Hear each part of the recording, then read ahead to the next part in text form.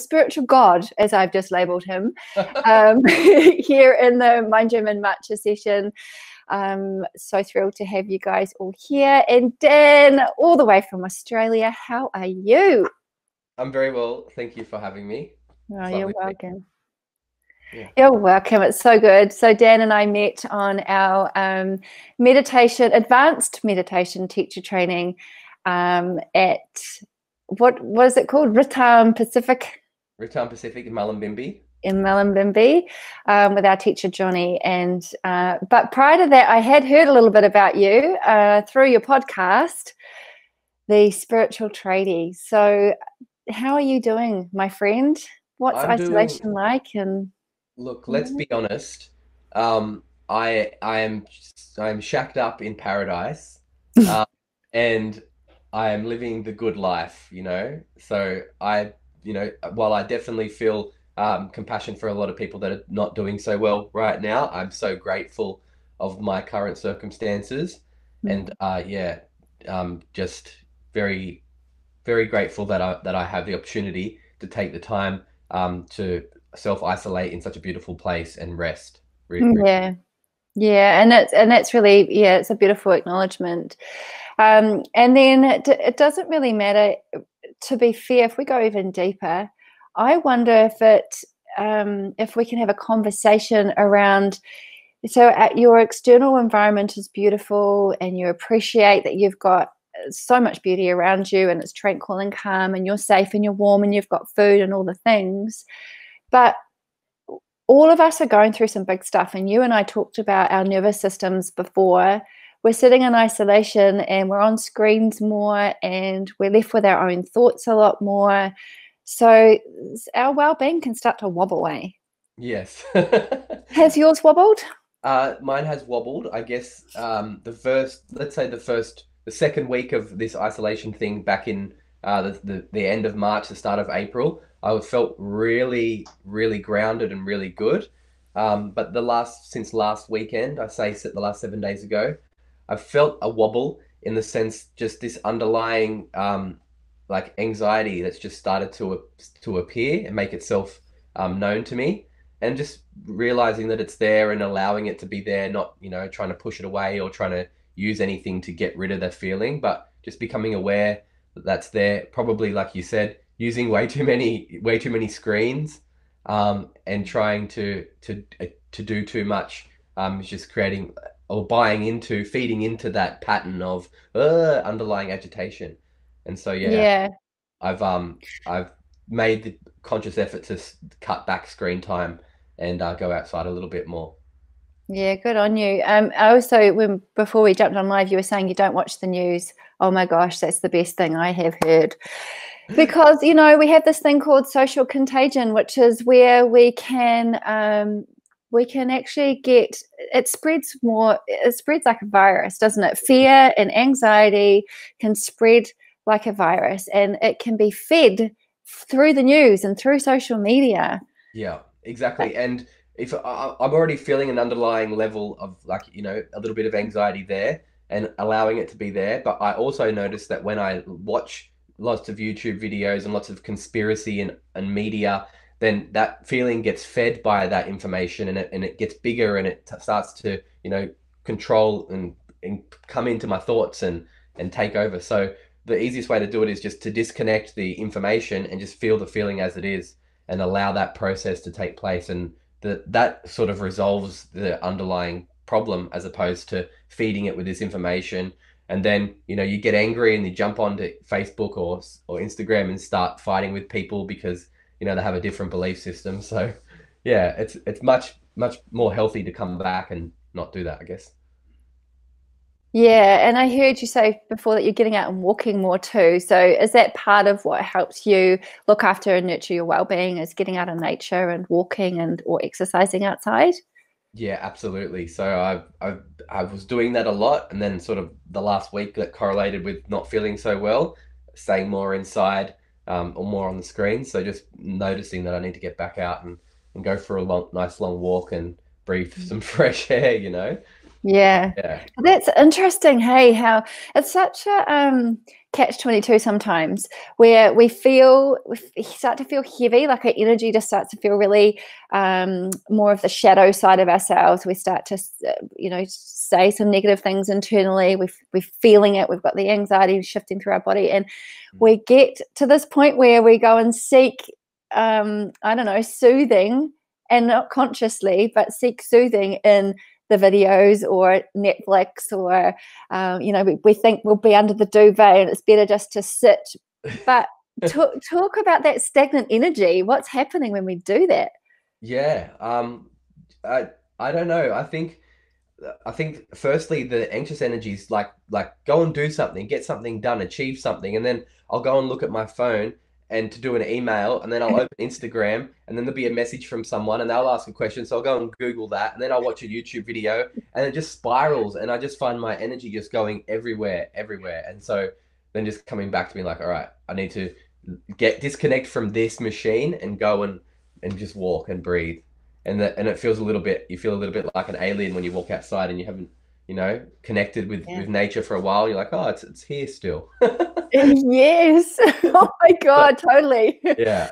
I So yeah. actually I had a really funny moment a couple of weeks ago when I went for a walk, and I just got this overwhelming feeling of connecting into Mother Nature and her stillness. And I don't think I was quite there yet with her stillness inside myself. And I got really like hit and overwhelmed by how calm it was. And like these sheep who are normally so scattered and afraid were really close to the path and not running away and just curiously looking up, and it just made me burst into tears Mm. because I just had this overwhelming feeling of the kindness that we're now doing to our planet by being at home. But I didn't feel so kind to myself yet. I Yeah. just didn't feel like I was there yet. Mm. It's weird, eh? Yes. Hopefully we can kind of keep some of this and maintain the momentum of the kindness that we are. Um, you know, bringing to the planet, and so many cities have seen the air clear and all these other kinds of beautiful signs of the environment healing itself. A big part of me thinks that everyone's just going to rush back into the old habits and old patterns, but hopefully we start to get the message that we don't need to be so busy all the time, and we can enjoy life more. I think that's the lesson that we should be learning now. Yeah, and you got a little bit of that lesson yourself before becoming a meditation teacher. So, can you share your journey into becoming a meditation teacher for the mining and construction industry? You've got your wellness workplace programs and stuff, which we'll get into as well. Mm. But you weren't managing stress so well a while there, 6 years ago, were you? Yeah, well, basically my whole life. So I grew up in Western Sydney, and it's got a reputation for being a bit rough. But I wouldn't say that I had a bad life in any way. It was a little bit run amok, but and so I guess I started drinking, quite weekly when around 16 years old, and it just became a habit that it was kind of in the family. You go to barbecues, everyone's drinking. You drink when the footy comes on, and then that I never really grew out of it or experienced a part of my adult life from like 15 or 16 where I wasn't drunk every weekend and it was just normal. And so I didn't really think that, that's Aussie culture, right? So, And New so Zealand. in New Zealand, yeah. And so it's just this background way of being social is that you have to have a beer, you have a drink, you watch the footy, whatever you do, and then that turns into you up all night drinking, and then you go to bed and you wake up shit faced and hungover. So uh, that was happening at the same time as I was in construction industry, which is also facilitates that kind of lifestyle. And working really hard, flogging my body, not getting enough rest. And it all compounds. And so while you can do it for 5 years, 10 years, then it starts to really wear down your ability to perceive what's happening in your life, starts to get more narrow and narrow. Your relationships suffer because you're unable to connect to yourself. You don't want to deal with what's going on inside because it's easy just to have a beer and not think about that.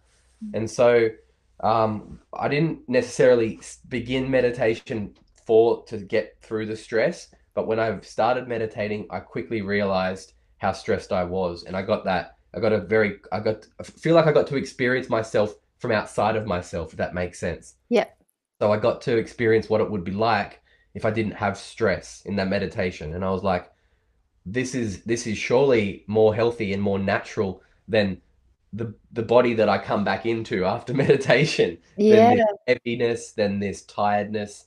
And so I got a very clear picture of what life could feel like. And that kind of inspired me to uh, lock in a twice daily practice, Mm-hmm. because it is great to meditate every now and then, once a day here and there. But when you meditate twice a day consistently, something else happens. It really starts to unpack something much bigger than just um, dealing with stress and fatigue. And so and so it's and can I talk about what I'm talking about? Mm-hmm. What I'm talking about is what we really are and the intelligence that we are capable of connecting to, the intelligence that we are capable of enlivening within ourselves. And the way I like to describe it is it's like having a Maserati and you're driving on the highway in first gear. You're just like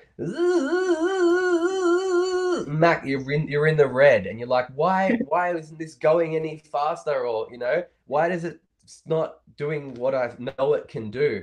And you're just redlining in first gear, and then you learn to meditate, and it's just like shifting gear, and you're like, I've got six more speeds here. And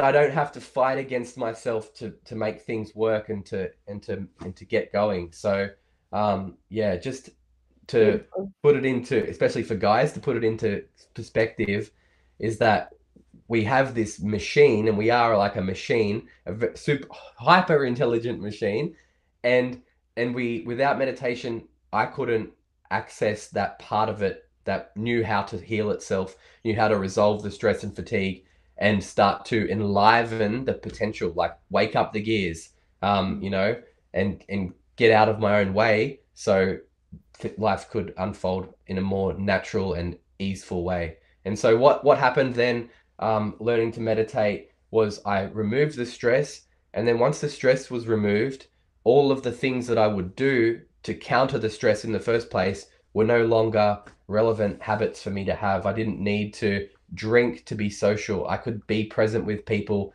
and actually enjoy a little bit of social discomfort to make a connection.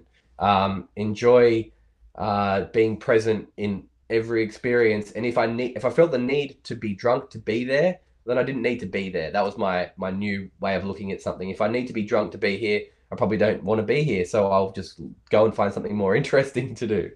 Um, Oh, I and love that, so yeah, Dan. That sorry to jump in yeah, there, but I love that piece so much. yeah. That is so insightful and so true. Mm. Yeah, sorry, carry on. I really just wanted to highlight that so that listeners could hear that how important of what you just said. If you need to get drunk or you need to put a coat on through a substance Hmm. to feel like you are present and able to contribute, then maybe look at why you're there in the first place. Exactly. It's like you wouldn't necessarily go to the pub and sit in the beer garden sober because everyone's drunk idiots, and you're like, why would I be here? So if you need to be drunk to be there, right? So then Yeah, when I didn't feel like I wanted to be drunk anymore, yeah, and just it might not be like blind drunk, it might just be one or two, but that just sort of takes the level of presence away that meditation was cultivating, that I've worked so hard to gain. And so, whereas I look at it like this, whereas before I was down here and drugs and alcohol used to put me on a high, meditation got me to a high that drugs and alcohol would bring me back down from. And so, that process of, like, going through being in places where I didn't feel like I wanted to be, being there sober and going through that experience and being like, no, this isn't my place anymore, and then going to look for the places where I was received sober and other people were sober, and Mm. it's just an evolution, so it's great.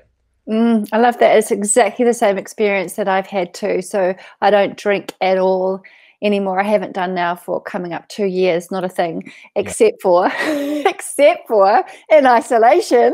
yeah, right. Like last week I had a glass of wine and actually, to be fair, it was a self-experiment. I wanted to know what my body would be like and could I cope. And I spoke to an Ayurveda. I spoke to Maya from our course and said, can I drink? And I don't really want to, but I'm just curious. And Yeah. she said, well, let's just see if your pitta and your vata, which is, part of Ayurveda, how balanced they are, and just give it a go and experiment. And well, it was shit. Yeah. Honestly, and I kind of knew intuitively it would be, but I wanted to have a glass of red wine, and next day hangover from like terrible hangover, headache, but I was exactly what you just described. The meditation, the sense of being in being, is so much more gratifying and puts you on a much bigger high than any drug or alcohol that I've ever had in my life. And so drinking just brings me down now. Yeah, exactly. And I was a pack a day smoker as well, and smoking did that as well. And so I tried to quit smoking countless amount of times. I battled with myself, like thinking that I was the worst person in the world, not realizing that the physical addiction for smoking is so easy to get past. It's the psychological addiction that is so difficult, and meditation, the process of dealing with the underlying emotion that's there. Once I let that go, then I didn't need to smoke because I didn't have that underlying trigger in the body anymore. And this is probably a bigger discussion. Mm. But yeah, that completely showed me firsthand of how addiction is hardly at all physical and mostly 99% psychological and mental. Yeah. Yeah, it's quite amazing. Hey, as I'm listening to you, you've come from an industry, the mining and construction industry, as a tradie that's predominantly got tough men. It's got some beautiful women that work in there too now. Still quite predominantly men though, yeah? Yeah, it's predominantly male. Yeah, yeah. Okay. How on earth do you talk about all of this stuff and not drinking and smoking and meditating instead to these men? How do you get your message across? Um, this is the problem. How do we get the message across? It's a very difficult message to get across to guys that are stuck in their ways, and even I find it difficult because even me back then would have been like, oh, shut up, man, have a beer, or like whatever, locked into these ignorant beliefs. But um, I just present the alternative. We have um you can continue doing what you're doing, and if you're honestly enjoying your life, go ahead. Most men are not, and they're suffering. And here's a technique that you can use to try the old something different. I don't ask anyone to quit smoking. I don't ask anyone to quit drinking, quit gambling. I don't ask anyone to change any habits. I just say, with all you do, just add this, and let the practice inform them. I really don't have any desire to try to convince people of anything, except for if they desire to learn, I'm happy to teach the technique that I used, because this is what we're getting back to before. I know I jumped from thing to thing, That's but fine. we're speaking about the news at the beginning of the thing. How weird is it as a concept that we get our information from someone that we've never met, miles away from us, that's beamed through a camera, and we ignore all the information that we get through our body, you know? Yes. And we're asking for the news. Tell me what's happening in the world. How about you go outside, take your body, take your instrument of detection, and be in nature and ask yourself what's happening, Feel it. It's all here for us to understand. And um, you know, that is mind blowing in itself, that we have so much capability and we outsource all of our power to other people and other things. And 100. so Yeah. with men in construction, a lot of men don't know how to deal with depression and anxiety because we're so numb to our body because we've had to create this kind of separation with compartmentalization of I have to do a job, I've got someone, a family to provide for, or bills to pay, and it doesn't matter what I feel. It matters that I get the task done. And there's a compartmentalization of task priority, me second. Yeah. And so that's completely unsustainable because all the time we're always going to put a task ahead of ourselves. And this until we bring that back into focus and say we need to prioritize my own mental health, my own physical health, then it's not going to balance. And so meditation is a way that they can have the experience of feeling what it could feel like to not be with this stress and then embody that and start to implement things in their life to move in that direction.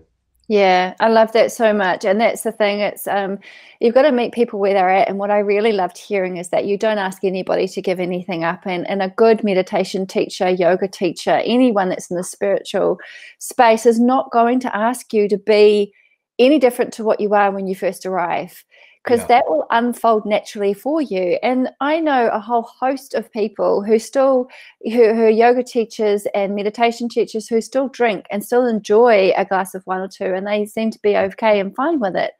I'm not going to judge that, and they will come to that conclusion if it doesn't work for them, like it hasn't for you and I, when they Yeah. want to and if they want to. Exactly. And I'll have a glass of wine, like you said, once every 6 months, Mhm. but very quickly come to the same conclusion that I don't want to be drunk. I don't want to feel like this. Yeah. Yeah, I just wish there was kind of a happy medium because I actually really, I really enjoy red wine. I love a good Pinot Noir, and New Zealand has got some beautiful red wines. So then I thought, well, maybe I could try the wines that have no alcohol in them. And then I'm thinking, well, then I'm just drinking grape juice. So why not just buy grape juice? Kind of Yeah, like got the point. they're my thoughts exactly, and I just think we have to let that go as something that we happened in a past life that we enjoyed, and now we have new things to enjoy. Yeah. And I think that, I mean, that brings it full circle to also what you said, which is we are being marketed to, and we're being sent stuff from the outside world about how we should think and behave and what we should believe in, without checking in with ourselves first. So I often say to my students, whether they're my teenage students or, parents, be really mindful what you're feeding your brain. Be Hmm. mindful what you're reading, what you're watching, what you're scrolling through, because your brain doesn't know the difference between you actually experiencing something or you're just witnessing, watching it on TV. It's all getting logged in there. Yes, yeah. And you explain this so well in the way that you describe our true nature being in the base and then wisdom and blah, blah, blah. Can you go through that so that people understand what I'm trying to say here about the mind being fed stuff that causes all this conditioning? Yeah, well, underlying our conditioning, everyone has some kind of conditioning from their childhood and growing up and everything that they've been fed.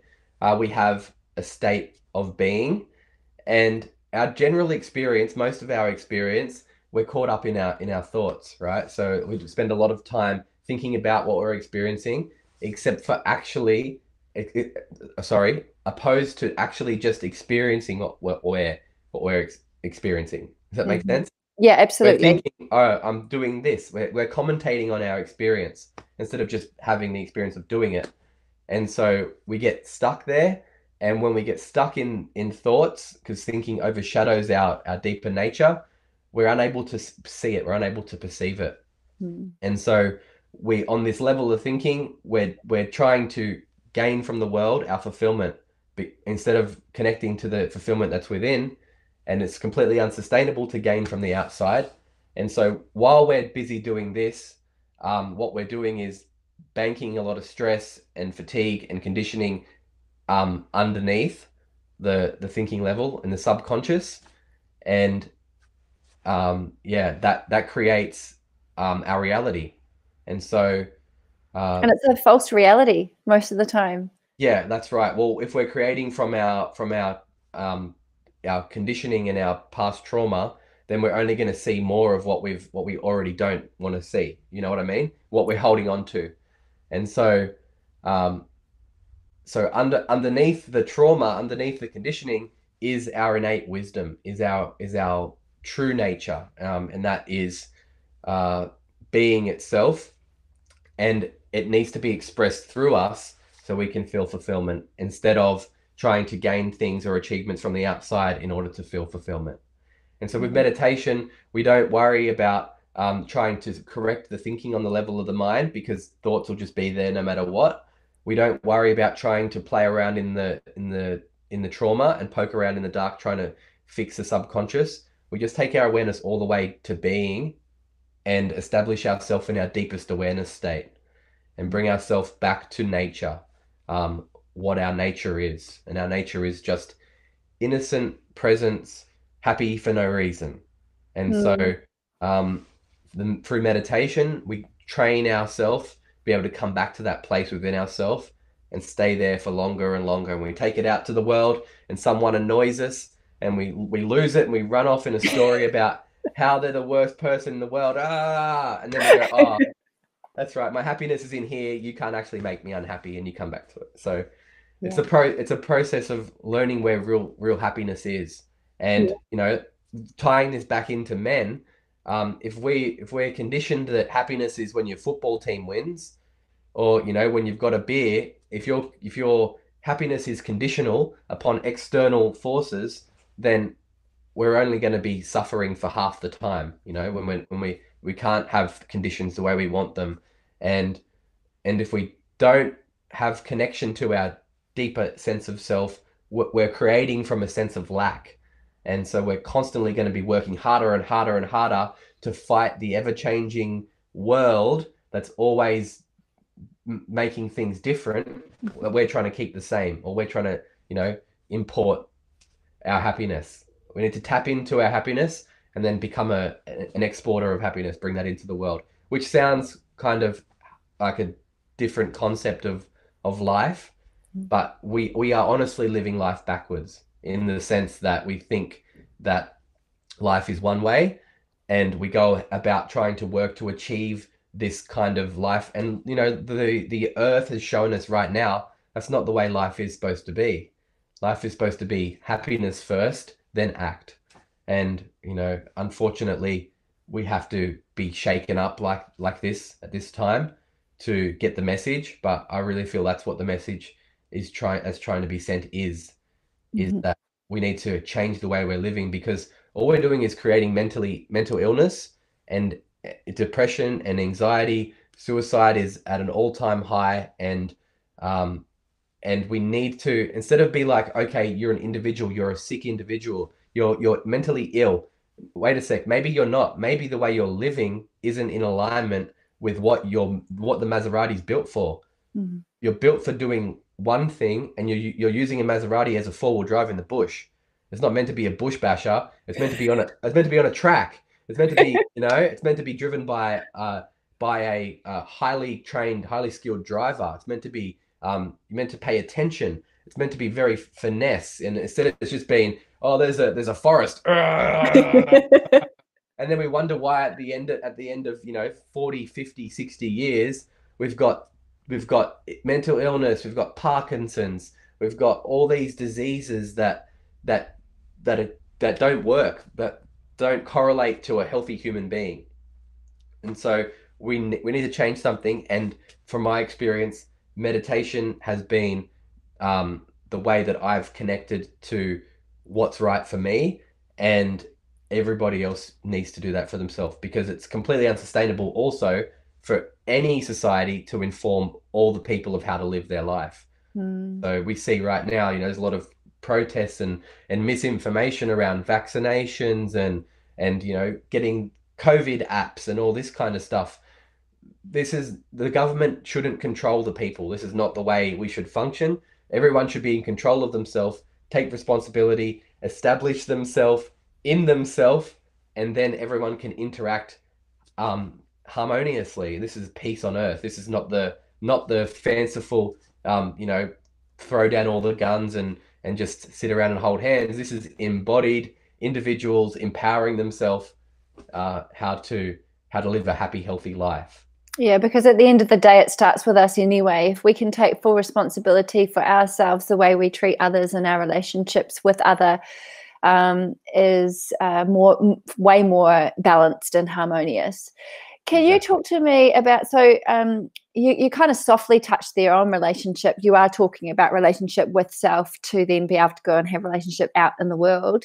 Mm. Have you had experiences of, because this is the reason I'm asking this, is I'm having a lot of conversations with people around their relationship, being in isolation with their partner when ordinarily they may have a lot of time apart because they're both working, put on top of kids. Relationships are under a bit of strain. Some are not. Some have developed into this beautiful, oh, yay, I get you all to myself. Finally, I've been so busy and we're together. But other relationships are really strained right now. Hmm. So, have you had experience of, working through different relationships, and what advice would you give to someone who's really struggling right now with their relationship? I don't know if I'm the best person to ask that question because I've been divorced. So Oh, then you're perfect. No, you're the perfect person, because maybe you can talk to your insight around that and what happened and how, what is that? Because you will be able to sink into how someone might be feeling right now through all of this.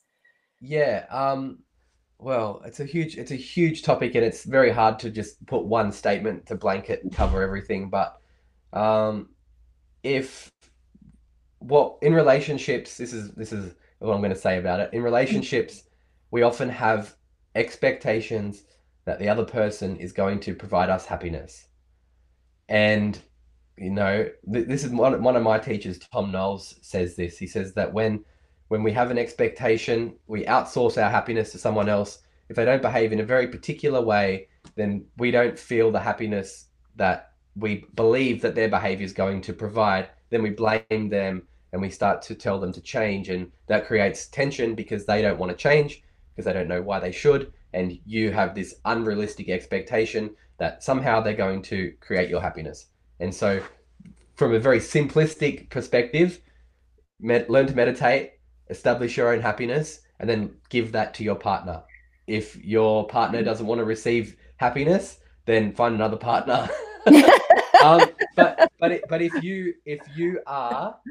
if you are in a position where you're asking someone to be different in order for you to be happy, you have to reflect on why you're doing that, and that's because it's not healthy and not sustainable. So one thing you could do is just observe that person as they are without any need to change them, and just get a very clear picture of what their level of consciousness is, what they're displaying to you as a reflection of where they're at. And so without getting in their way, just allow them to be themselves. And then if you can't, if you know, you just if you love that person, that's the person you love. Otherwise, you love an idea of the person, and you're trying to make them fit the idea that you have. And Mm, so I think it's very important that we need to get out of the way of the person and see them for who they are and love them for where they are, and acknowledge that you're also, you know, a person that is flawed like they are and needs to be loved as you are. And oftentimes it's the expectations around needing someone to be different or to agree with our idea that creates tension in the relationship.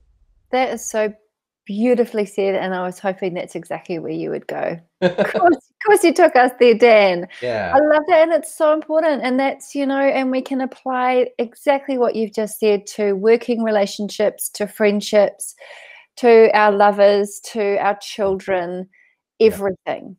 It's Um, very hard to apply if you don't have self-awareness. If you're not aware that if you're not aware at all of the reason why you need that someone to be a certain way to be happy, then you're going to continuously blame the other person, and having all this time together um, is just going to further irritate you because they're constantly not changing.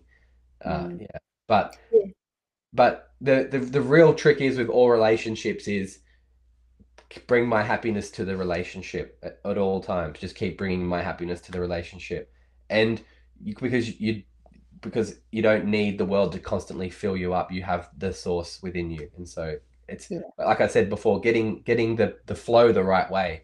Everything should flow out through you, and as soon as we start to get into neediness consciousness, and I need, then we need to just be like, oh, I'm doing that thing again. I'm Yeah. being needy, and so let go and come back to how can I give.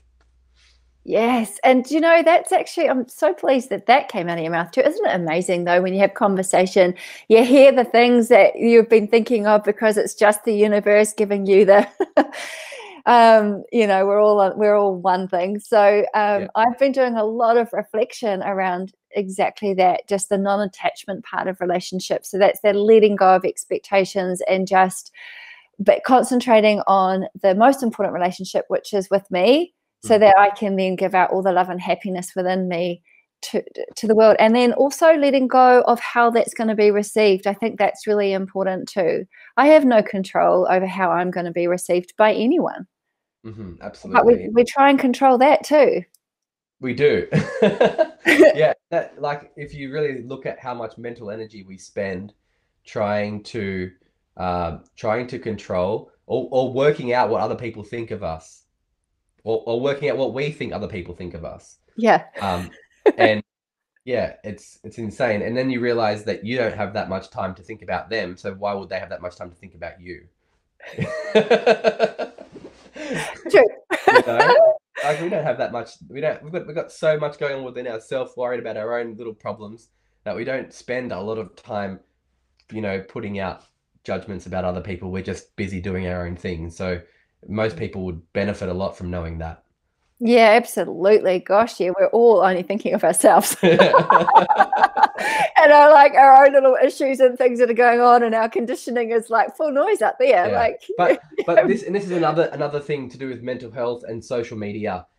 This is something that really is an underlying cause of some serious problems that we see is that the harshness that we use in language and judgment on people in social media is so brutal that that even if they're a famous person or not, there's just this if people get assassinated constantly. Like we don't have like back in Rome we'd have a public circle where people would come and watch people be killed in this for doing crimes, but now we've got this social media platform where the character is just assassinated by hundreds of thousands of people, and you get to witness everyone jump on and attack, and then we feel like that could be me, and so we go into this kind of constriction where we're like, nothing's safe. If I put myself out there, I'm going to be attacked, or what if I've done something bad in the past, and they're going to bring that back, and it's going to come back to haunt me, and I'm never free of that now. I'm always going to be held accountable or held um, as that person I was, even though I've grown, So that creates a lot of inner tension and societal tension and this kind of it's a situation we never had before. We didn't have this infinite memory. You say something or do something, and as long as the people that were there forgot, you know you mm, you kind of moved on, you kind of grew. If you did something bad or wrong, then you had a chance to ask forgiveness to the people that you'd hurt or process that shame or guilt, and now you've just got this kind of like you did something 13 years ago, and then the whole society jumps on and starts to attack and assassinate, and it's like that's very scary. It's very scary for us. It feels like death. Our personality's been attacked, and yeah. so and then it creates a block of how we express ourselves, Mm. because we think if we don't express ourselves in the right way, then we're not going to be accepted, and then we bundle up all the things about ourselves that we don't feel will be accepted, and then that creates this whole inner each individual has this inner working of things they don't feel they can express because they won't be accepted Mm. by the world. And Mm. so yeah, that's just something that just came to me then. It was like Yeah. And Yeah. that's so true. And I think, well, I mean, it's very primal, isn't it? We used to be a part of a tribe, and if we didn't fit in with that tribe and they kicked us out, then we'd die. We'd be on our own. We couldn't survive. And so we get this false sense of tribehood on social media, Yeah. and we're treading so carefully around everything. We're not showing the true expression of ourselves because the tribe has all of a sudden gone into millions, Yes. not just like to 5 people in your little tribe, which was only not that long ago in evolution, That's right. It's like to, last week. yeah, Yeah. to freaking millions. And now of course, we find it hard to express ourselves, but not you. I no, not you, because you sing songs about the platypus. What? Platypus. Oh, the platypus song. Yeah.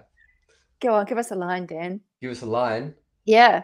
Uh, I have a brown fur coat like a cat, and a tail that's very flat, with a bill like leather. I'm a very funny fella, and I can't say fairer than that. That's all.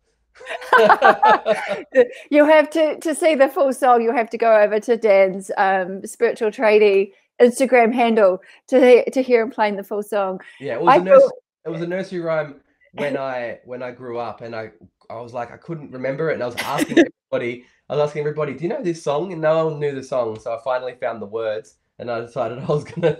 Carly requested that I play it, so I did it on a Friday night for her entertainment.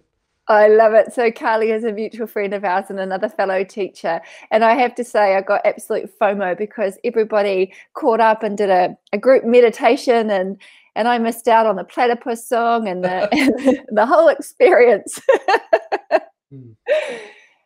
So Dan, tell me, just to wrap up, you are doing some work before we went into isolation. Obviously, it was in person, but now a little bit online. But you've created the wellness workspace. Yeah. Um, So what's right that? now my website's a bit of a mess Mhm. because I've hijacked the website and just to turn the front page of it into a learn to meditate kind of landing page. Yeah. But before I was doing that, it was set up so you could find out about how to bring meditation and well-being into the workplace, not just for men, also for the tradie ladies out there. Um, and yeah, I just feel like, we do have a lot of corporate stuff, meditation in corporate and starting to get through. There's plenty of people that are doing that, but not as much in the space where the most mental illness is, the most suicide is, in construction. Yeah. And it's very difficult. It's very difficult. I found it so hard, to get in, to get people that'll get you into the company or get you in and even listen to what you have to say. But still trying. Yeah. Yeah. So, but if anyone listening is in, and actually, I do have quite a few listeners that are in the construction industry, and in New Zealand, we've just been able to go back. So, construction and level three has been able to go back to work, and which is it's a good thing to be able to get the economy going again. Um, but if they want to get in touch with you, because we know that this event, the COVID-19 event, is actually going to be is shaking us up individually and collectively. And some are not going to be able to understand the emotional and mental um, instability, I guess, of themselves because they're used to doing things a certain way that's come to a complete standstill. And there's just so much change and uncertainty. And if they want to be able to get your stuff into their workplace, can they do that remotely at the moment? Is there a way they can do that with you? Yeah, absolutely. I'm happy. I'm doing courses online. Mm-hmm. So if anyone wants to do the Learn to Meditate course to do it, I can do up to 6 people at a time at any time of the day. So if it needs to be at a particular time, I can facilitate that. Also, if they wanted to do like a one-off 1 hour session with a guided meditation and some more information about what the meditation does, I'd be happy to do that as well. Yeah. Yeah, beautiful. And do you have resources or anything um, for people that in the workspace that they can hit, or is that because the website's all sort of different at the moment? Or, Um, I have resources that come with the course. okay, So, beautiful. I teach the Learn to Meditate course, and then on in the booklet for the course is all the information around mental health and sourcing help for yourself if you need it. Yeah, that's so good. And are you offering a particular price structure for COVID-19 as well? Yeah, I've been offering the normal price cost is 250, $250, but I've been offering it for $200 and $100 if you're finding financial difficulties. And if people are finding it more difficult, they can't afford 100, then they just reach out and we'll organize something else. Yeah, Yeah. beautiful. Yeah. That's so good. Yeah. And how's your practice going? Are you finding out new things about yourself during this time? And how's Daniel going to be different when we are unleashed back into the world? Well, the ISO bead's coming along very nicely. Yes, it is. So so my own practice, I've been just very kind of uh strict around food because my tendency is to overeat and eat all the wrong things at the best of times. And so I thought while we're in this lockdown period to try to treat it like a little retreat and just to make sure I'm eating healthy. And because the first thing that goes once the unhealthy eating comes in is the mind starts to give you the stories. So I just thought I'm going to keep the food good, and then no matter what comes up, what I'm processing, I'm able to do it from a nice, a good starting point. So I've been eating very well, doing plenty of yoga and meditation, twice a day, as always. Mhm. But yeah, really just taking the time um, to luxuriate in the practices. Yeah, doing a bit of Yeah. kundalini as well, which has been interesting. Oh, nice. So, do you want to tell the listeners what Kundalini is?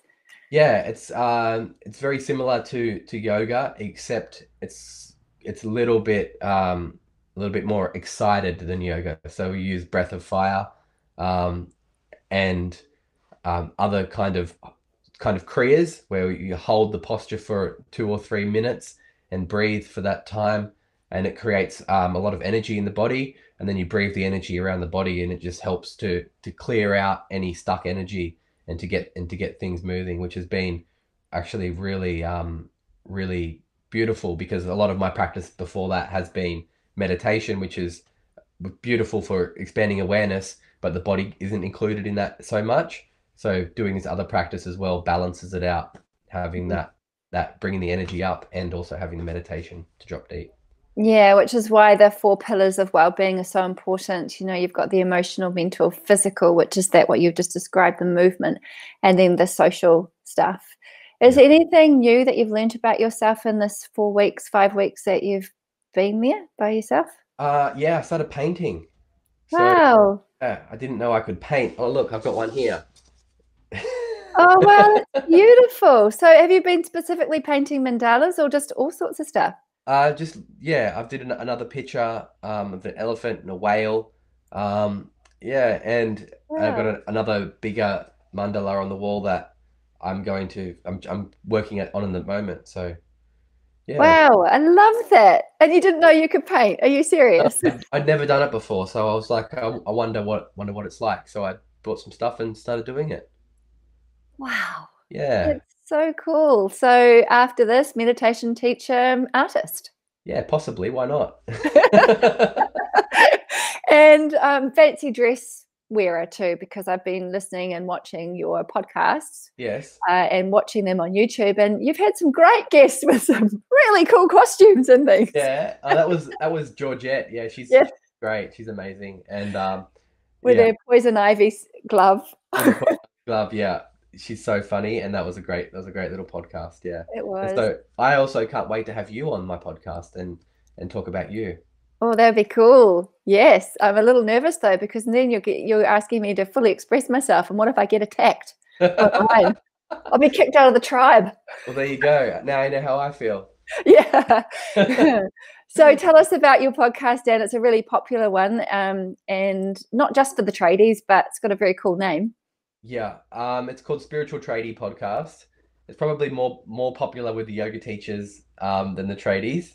Uh, and I speak to yoga teachers, meditation teachers, healers, business people that have some in their life had some spiritual experience. And when I say spiritual, I mean if they've used meditation or yoga or some kind of like uh, what's it called? Medicine, Hmm. plant medicine to move through things and that's changed their life. And we speak about their journey and how they got to where they are and got through what they got through. Most people go through some kind of depression in their life, some kind of period of like not knowing, some darkness, and we don't speak about that. It's always like, oh, you've got a mental illness, something wrong with you, as opposed to being like, hang on, everyone I've spoken to has gone through this. So maybe it's a part of who we are, and we need to embrace it instead of call it sickness, and then treat that like what it is as a transition of growing up through through our teenage years into our adulthood and into our from our adulthood into our later years as grandparents or whatever. There's all these transitions that we can't see. Just like a baby becomes a toddler somewhere, and in somewhere between there they become a teenager. We don't see the specific transitions, but we go through them, and we know what puberty is because we feel we go through it. We see the changes in the body, but when it gets into the adult, from 18 into the 25 to into the 30s, we don't have any particular any kind of cultural understanding of transition. It's always just something wrong with you, as Hmm. opposed to maybe you're all right, and we don't have a system set up to support you. And so, yeah, just changing that idea, changing that narrative. I don't You are know. I don't speaking even know my what the question was. I just went on a rant.